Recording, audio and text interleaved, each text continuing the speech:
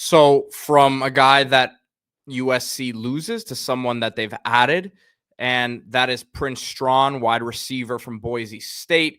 High upside wide receiver because he only started playing football in 2019. His brother is NFL receiver Mike Strachan. So they're from the Bahamas, and this is a guy who had 25 receptions this year for Boise State, 6'5", D, and can jump out of the building. I think the fact that he was so late to football and seems like there's a lot of development still to go makes him an intriguing guy. Miami was interested here. He visited Miami a few days ago as well, which obviously would have been an easy choice for him considering Bahamas is right there. And we've here in South Florida, everyone goes to the Bahamas, seems like multiple times a year. So that would have been an easy choice for him. But he is going to USC, a place that has lost a lot of receiver. Deuce Robinson going to Florida State, Zachariah Branch, different type of receiver, more of a slot guy, obviously.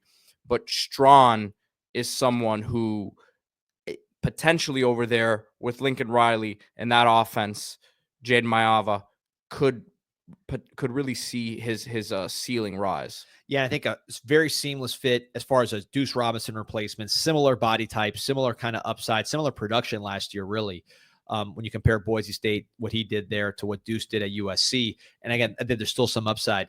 Bahamas is sort of uncharted territory. You mentioned he's only been playing since 2019. There are so many athletes in the Bahamas. You see him even in baseball starting to get signed. A guy like Jazz Chisholm going to, the New York Yankees. But all sports, Bahamians are really starting to play.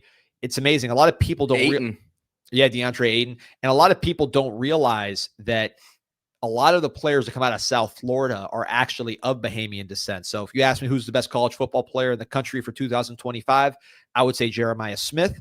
Jeremiah Smith, his cousin Geno Smith, the starting quarterback for the Seattle Seahawks, they are actually of Bahamian descent.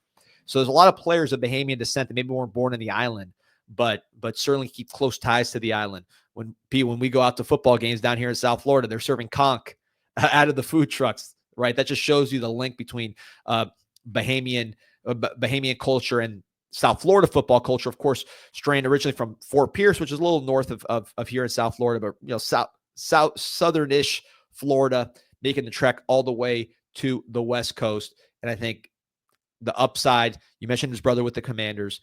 He had 4 catches for 40 yards in the championship or in the playoff game against Penn State. I think the upside with this guy is it's going in the right direction, the trend. He's going to get the ball from Jordan Maiava, who's a guy that loves to throw the ball down the field. If you're USC, you really want to increase your yards per attempt. That's sort of priority number one for USC and Lincoln Riley. Can we start driving the ball downfield? We couldn't protect long enough to drive it down the field last year. We were dicking and dunking with all of our quarterbacks, whether it was Moss or Maiava. Can we get the ball further down the field? And you look at some of the names they've added, Waymon Jordan, we did a video on him, the running back from junior college, super talented guy. Also, Eli Sanders, a productive running back from New Mexico. So that's been taken care of to an extent. You've added some offensive linemen, but I think with Pregnon, you still got a lot of work to do at that position. Also, you lose Mason Murphy to Auburn. So maybe offensive line, you'd like to see a little more there from USC's transfer portal class. But at the receiver position, this helps replace what you lost with Deuce Robinson. Before the USC fans get on, you called him Jordan Maiava. Jaden Maiava, I know.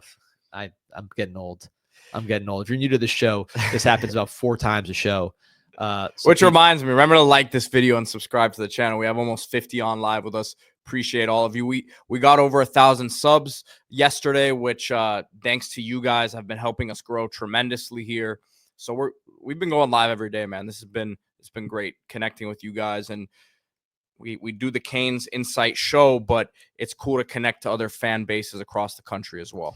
And it's funny, every morning we're like, hey, is there gonna be enough for a show? And then in an hour, we get the whole agenda list set up because there's just so much going on in college football. Very easy to find important stuff to talk about. So